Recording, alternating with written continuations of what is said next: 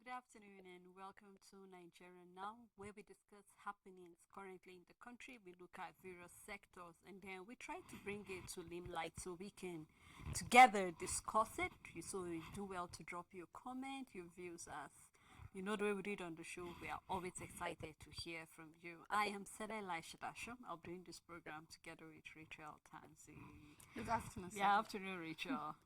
All right, we have quite a number we'd love to discuss, but let's start looking at what is happening, where we're seeing that the federal government have raised an alarm, or rather talking about that there is an outbreak of anthrax. Now we're saying that if you are conversant with anthrax, you know that basically it affects domestic animals, so not just for cows, but we're looking at even goats, sheep, and the likes of it. And what this means is that Nigerians need to be on the lookout for healthy beef or healthy, red meat whatsoever. And looking at this, I clearly remember this is not the first time we're seeing the government raising an alarm, but this particularly is happening in Zamfara State. We never can tell the outbreak if it has actually escalated, not just in Zamfara, maybe it's in other parts.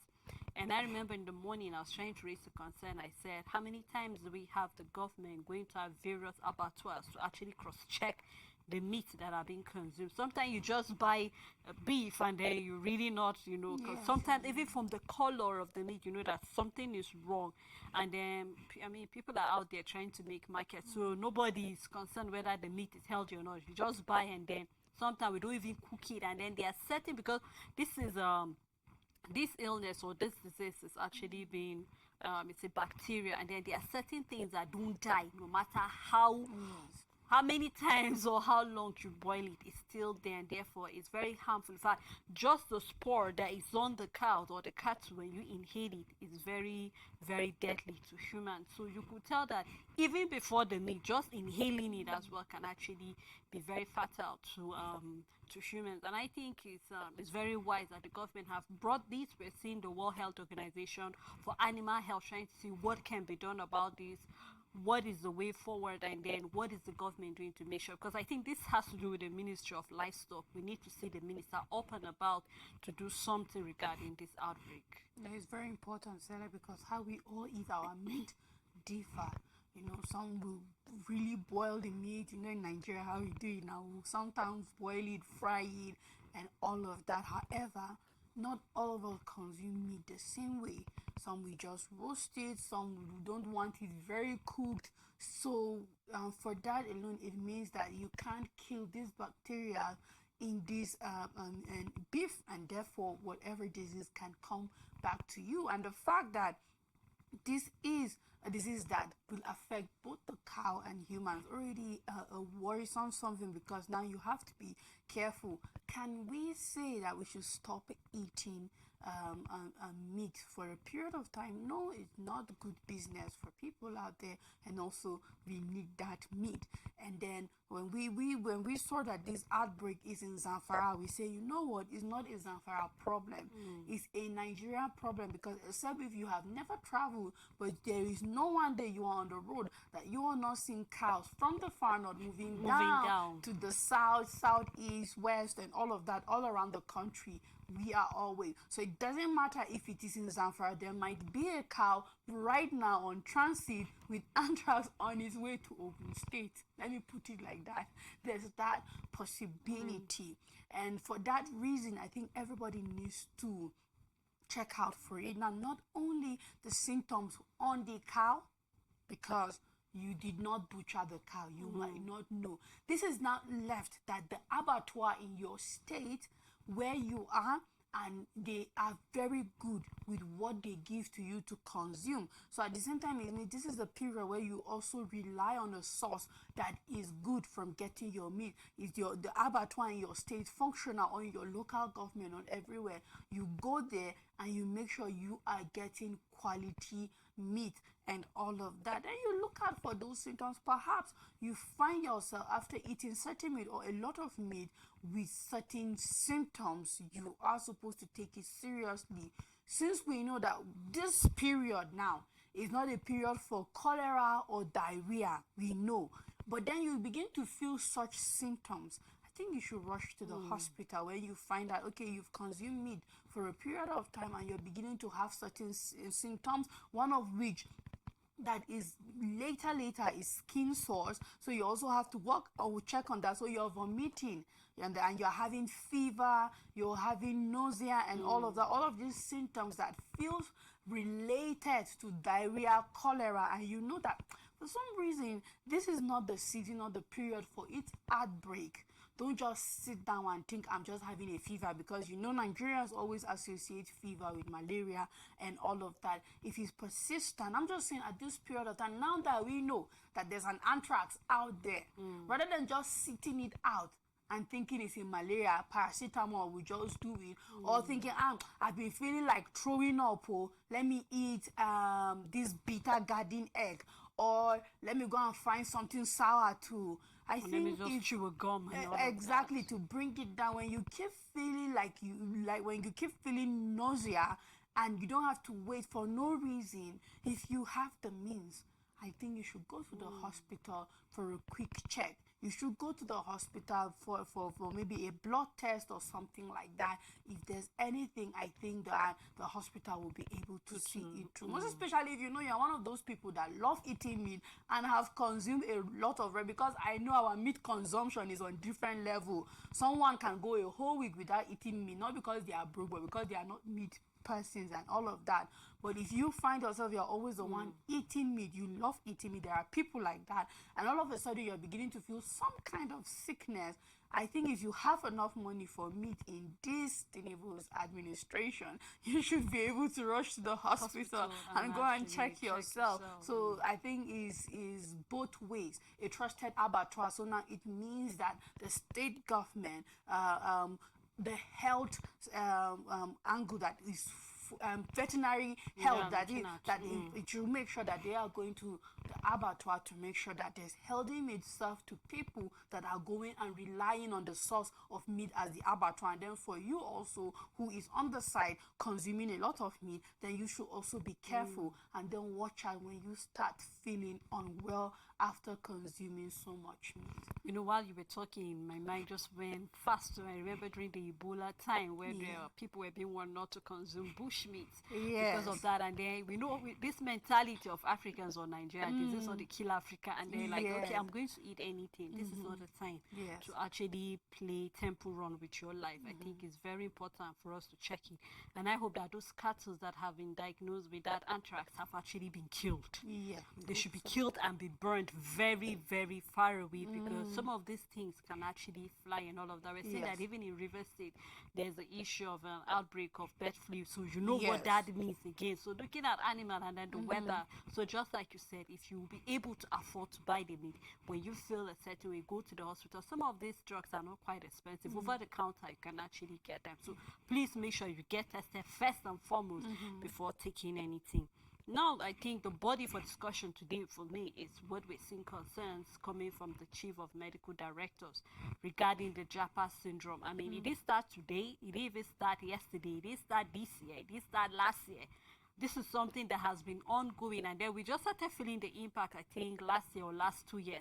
That is when we started feeling its impact, you know, drastically, where we're seeing that medical practitioners have been leaving. Now we're seeing that in the period of just 2 years, over 16,000 doctors alone. So we're not even talking about midwives, we're not talking about nurses and other medical practitioners that have left. And then we're seeing that even when you go to most of our federal hospitals, you barely find consultants. You barely find them. So right now we rely mostly on those who have practiced general medicine. And so sometimes when you need a consultant for a particular area, they're nowhere to be found. They're very rare. There's some of them right now just running their personal hospitals because the welfare for our doctors are nowhere. We're seeing where university, we are talking about teaching hospital there, the CMD had to return back over 1 billion naira of salary. There are no doctors to even pay them the money. So this really, really calls for something. We see this report came in during the budget defense of the health sector. And what does this mean for the health sector of Nigeria in the next 2 years, 3 years, or even 5 years? We're seeing the CMDs here saying that, you know what, in the next 2 years, you will walk into a hospital and it's empty. And we know that things are getting very, very difficult. Sometimes when you go to some of our even like say state public hospitals, you could see the queue, Rachel. Walk in there as early as even 7. It will shock you to see the people who are waiting to see the doctor. It looks like most of them slept in the hospital just so they can have access to the doctor. I have gone to for a medical checkup, and then just some tests that were given to me to run. In less than an hour, I came back and the doctor told me he's done. And we're talking about just 12 p.m. Rachel. So you could see that, and then a number of people were depending on just this doctor. And then most of the people right now, they're in the medical or they're in the hospital presently, we're looking at people who are practicing their workmanship, which of course most of them are actually waiting. When they are done, they are leaving this country. So what is the government doing regarding it? We've seen they have brought suggestion that, you know what, there's no doctor presently in Nigeria that is earning up to $1,000 in a month. We don't have. None. And then these are the same people that earn more than $10,000 abroad in a month. So what are we saying? We need to do the math now, and we realize that, you know what, the health sector in Nigeria is really, really on fire, and the government need to do something about it. So like, if I am a doctor, I think I'll be one of those that will probably be out. Not because it's better there. The workload for doctors, I think, is equal and even more out there because there is more facility. So people tend to go to the hospital more than here. We rely on self-medication, herbal medicines, and all of that. So I don't even think that the demand for hospital care and services is higher here than there is more. So I know for sure, by virtue of all of these factors, the hospitals out there will not be easy than here. There's a lot of workload. But why will I go is because at the end of the day, I think I have something to show for it financially. Understand? I'll be able to keep up with the global inflation because inflation is not only a problem. I'll be able to keep up with rent. I'll be able to keep up with my basic needs as a doctor and even with your family. And I think that's the frustration here. And at the end of the day, you are not making that much. And you've said over and over and over, you've gone on strike, different kinds of strike, and hazard allowance, even hazard allowances, these doctors are not seeing it and all of that. And you know, it's not to fuel this pride that the Nigerian doctors have, because they do have it, and this entitlement that they should be treated higher above any other person. I'm not trying to fuel that, but this is where I'm coming from. When you have people that are dealing with the lives of your citizens, I think it's very important to put them in a position that they do not jeopardize that in whatsoever way, because I can imagine myself under the hand of a mentally drained doctor. Even if I have a chance of survival, it becomes slim, because automatically I'm not even 100% sure if these doctors can deliver, not because they do not have the expertise, but because they are tired. You understand? When you see doctors forgetting things like this surgical knife in some, or cutting, you wonder what is happening in that theater, that you are forgetting things like that in a human being. I know this thing we've had such mistakes in the past. We've had that, but the number is increasing because we're hearing more and more people complaining of something going wrong, mistakes that shouldn't happen in the first place happening. And then secondly, why are we having black market thrive when it comes to organ harvesting? Now, whether you like it or not, like if today I decide to sell or traffic organs, I cannot get a human being and take it out, because first of all, I don't know what a kidney looks like. I mean, in the stomach, we've seen pictures growing up in our biology, integrated science, and all of that as children. I don't know where to locate it. I don't know how to successfully take it out without the person dying, so the person doesn't even suspect and go home and then find out 6 months later. My point is, this happens with the aid of real and actual doctors, whether we like it or not. So we can see the different corruption in every sector.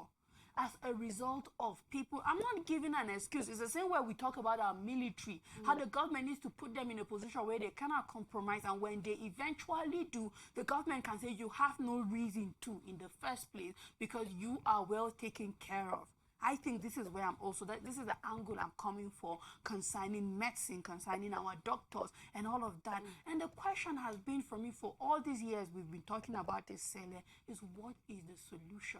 Will it be fair for the federal government to come up with a policy or law, amendment, whatever, saying that doctors cannot leave the country? As good as it might sound, it's a cruel policy because it wouldn't be fair that you have to stay back against your will. I think the wickedness of a doctor who is forced to stay against his will will be worse than the one that is just struggling with his mental sanity, wanting to do the work and all of that. It's really a difficult one. So what are our government trying to do? Because personally, we have talked over and over of what could be done and what should be done. However, we've not seen anything being put. So the question is, what are they planning to do to stop this Japa syndrome? Because they are on the side where they can have medical tourism and live and all of that. But you see, an average Nigerian, well, we would say 90% of Nigerians cannot afford to leave the shores of this country for treatment. So we are here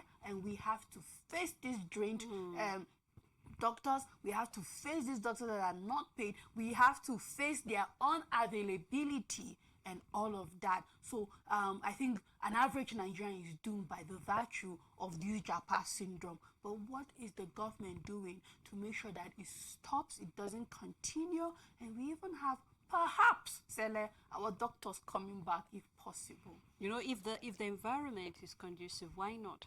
I mean, I believe that if everything was working just okay here in the country, Rachel, our doctors would be trooping to come back home. Yeah. The painful part, just like you stated, the fact that most of our public officers go for their medical tourism outside. The painful part is that most of the doctors you go see are Nigerian doctors. And so sometimes you are placed in a position to ask the question, is it because you actually can't afford to leave the country, and that is why you do not care whatsoever what happened to your citizens back here at home? We said the same thing about education. The fact that you can sponsor your kids outside the country does not mean that you neglect the educational sector here in the country. Okay, right now we're having our CMDs talking about the health sector, right? Let us wait and see when the education minister will be defending, and then we'll see when ASU will be coming out to state the fact that, you know what, a number of our professors are no longer present. Yes. So what it means is that even the doctors that were saying they should stay back, we don't even have professors that can even put our medical students on the right track. So I am just looking for, because whether we like it or not, we are not talking about different things. When you don't fix education, health gets affected. When you don't fix education, so many other sectors will fall, whether we like it or not. Yes. We saw where the government was talking about, saying that the university should graduate more doctors. So we should rush them. Whether you rush them or not, they want to leave. Will you stop their visa? Right now, the visa is going to be digitalized. So I don't even need to wait on the queue. As far as I've made all that is needed, I'm out of this country. And it's even more conducive for them because, I mean, the countries out there in need of them. They are fetching them and looking at, the recruitive package they have. Everybody wants to leave. So I'm looking forward to when the government will be deliberate. You and I are not the first to talk about it, and will not be the last to talk about it. For how long are we going to keep asking the government, what are you doing? For how long? We need a government that will say, you know what, this is what is happening. And we want to be deliberate about it. It's one thing for the CMDs to talk. It's another thing for the government to actually do something about it. I keep saying, if there is a willpower, we'll definitely find a way. We're looking at our debts going up and up, and how I wish that money was used to actually settle all of these very important sectors. Maybe we'll see a difference, but I mean, it's quite unfortunate. Even the attracts that we're talking about, our veterinary doctors are not even well taken care of as well. Yes. So what are we saying? So whether we like it or not, the government have to put their feet down and do something. We really, really look forward to that, Rachel. I mean, you and I have not lose hope. I mean, this is the only country we have. Once we live here, we're second-class citizens. I mean, Trump is already saying nobody should come in legally again. Yes. Birth certificate or whatever, citizenship by birth, it's not. So it's a matter of time other countries will do the same thing. So where will we run to? We don't fix our own country. So I'm actually looking forward to the government really, really looking into the health sector, because it beats my heart looking at the fact that a number of people are actually out there. Why? Because they were unable to access a doctor, or the doctors were tired and they were unable to do anything. So we'll just keep praying and hoping that our government would really, really do something about this. So thank you so much, Rachel, for doing this with me. As well, thank you to our viewers and every other person who made the program a success. We look forward again to doing this together tomorrow. So please do have a lovely day ahead.